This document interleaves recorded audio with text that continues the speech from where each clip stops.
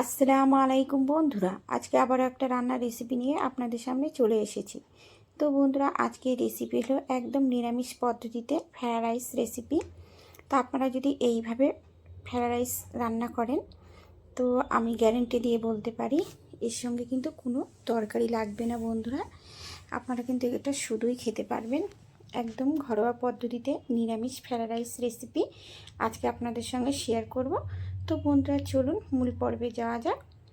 তো বন্ধুরা, এখানে আমি এই যে আমার যে উপকরণগুলো লাগবে সেগুলো একদম কেটে ধুয়ে পরিষ্কার করে নিয়ে চলে এসেছি অফ ক্যামেরায় বন্ধুরা। তো আশা করি আপনারা সবাই ভালো আছেন, আর আপনাদের ভালোবাসায় আমরা খুব ভালো আছি বন্ধুরা। তো কাছে দূরে দেশ বিদেশে যে যেখান থেকে আমার এই ভিডিওটা দেখছেন সবাইকে আমার অন্তর থেকে অনেক অনেক ভালোবাসা অভিনন্দন বন্ধুরা।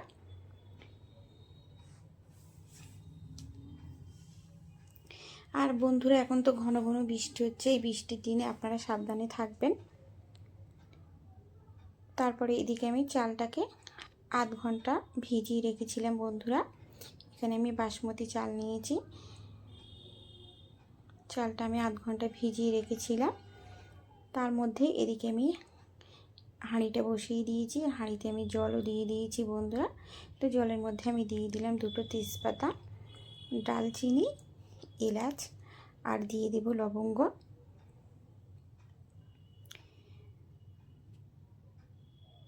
তারপরে দিয়ে দিলাম যে স্বাদ মতো লবণ।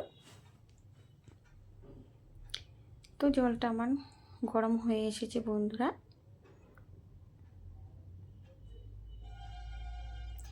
তো আমি একটু নাড়াচাড়া করে দিলাম। তারপরে এই যে জলটা মানে চালটা ভিজিয়ে রেখেছিলাম সেই চালটা এই জলের মধ্যে দিয়ে দিলাম। দিয়ে দেওয়ার পরে আমি একটু নাড়াচাড়া করে নেব। তো ভাতটা তো আমার এদিকে হতে থাক বন্ধুরা।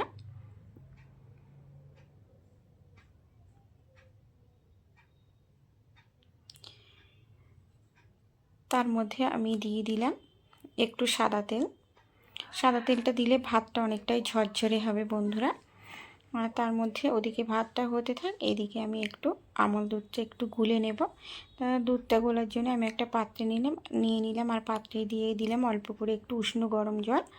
জলটা দেওয়ার পরে এই যে দুধটাকে আমি ওর মধ্যে ঢেলে দেব।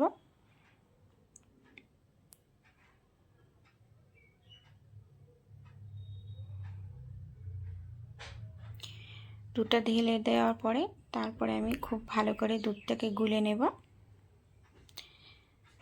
তো এখানে আমি মোবাইলটা পাশে একটু রেখে তারপরে এক হাত দিয়ে গুলে নিলাম, আর আপনাদেরকে দেখালাম। দিয়ে দেবো একটু ফুড কালার, তারপরে একটু ফ্লেভার, ওটা ঘরেই ছিল বিরিয়ানি রান্নার ফ্লেভার, তা সেটাও একটু দিয়ে দিলাম।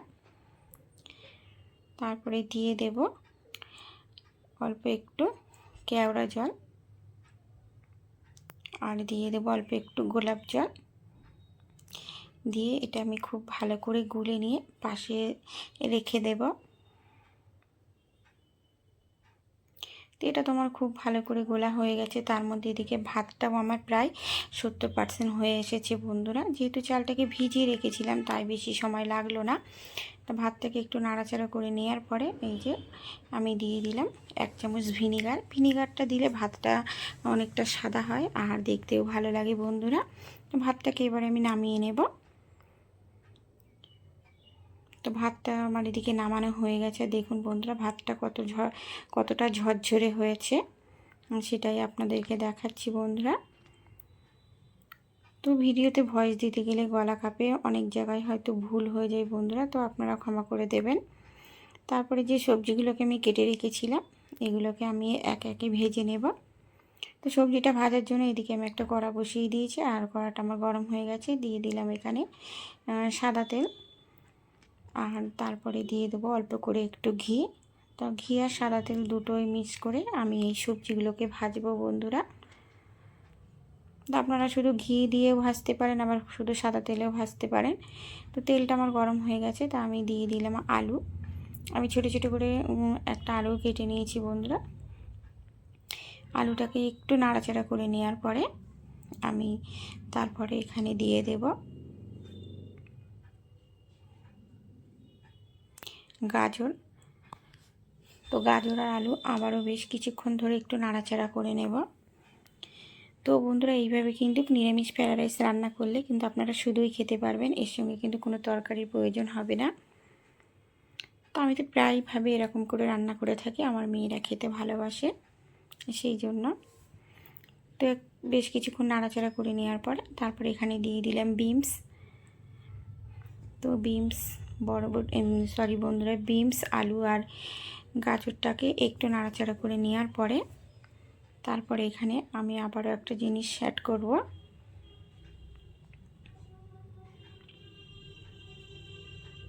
তারপরে এখানে দিয়ে দিলাম ক্যাপসিকাম কুচি। তো ক্যাপসিকাম, বিনস, আলু আর গাজর সব কিছুই আমি একটু সময় নিয়ে একটু ভালো করে ভেজে নেব।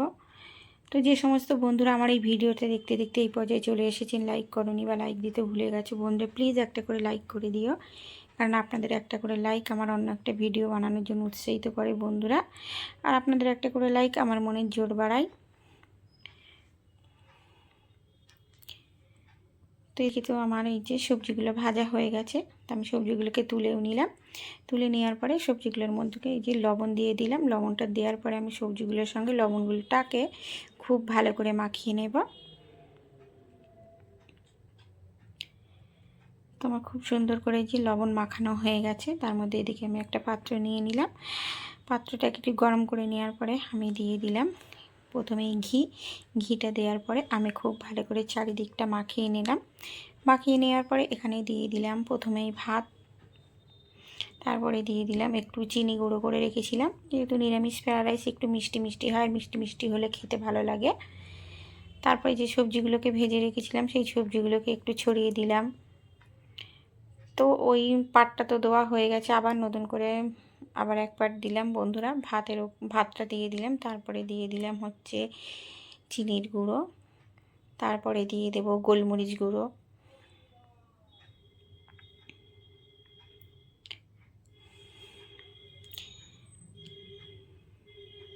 তারপরে যে ফ্রায়েড রাইসের মশলা আছে সেটাও অল্প করে একটু দিয়ে দেব, যেহেতু ঘরেতে ছিল আর ঘরেতে এই মশলা সাধারণত আমাদের এখন সবাইয়ের ঘরেই থাকে। তারপরে আবারও সবজিগুলোকে ছড়িয়ে দিলাম, যে সবজি ভেজে রেখেছিলাম। তারপরে দিয়ে দিলাম ধনেপাতা কুচি। তারপর ওই যে দুধটা গুলে রেখেছিলাম সব কিছু দিয়ে সেই চামচে করে অল্প অল্প করে একটু দিয়ে দিচ্ছি, তাহলে ভাতগুলো একটু কালার হবে, দেখতে ভালো লাগবে সেই কারণে বন্ধুরা। তারপর উপর থেকে একটু ঘি ছড়িয়ে দিলাম, আবারও দিয়ে দিলাম এক পাট ভাত। আমি এইভাবে প্রায় 3টে লেয়ার দিলাম বন্ধুরা। সব শেষের লেয়ারটা আবার আপনাদের সঙ্গে শেয়ার করছি। তো দিয়ে দিলাম ওই যে একইভাবে চিনির গুঁড়ো করে রেখেছিলাম চিনি, সেটা দিয়ে দিলাম। আর দিয়ে দিলাম গোলমরিচ গুঁড়ো, ফ্রায়েড রাইসের যে মশলা সেটাও দিয়ে দিলাম, আর ওই সবজি ভেজে রেখেছিলাম সেগুলো খুব ভালো করে ছড়িয়ে দিচ্ছি বন্ধুরা। তারপরে দিয়ে দিলাম ওই যে ধনেপাতা কুচি।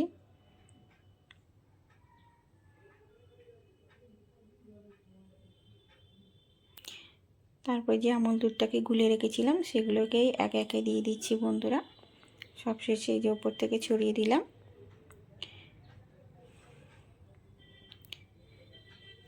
তারপরে দিয়ে দেব ঘি।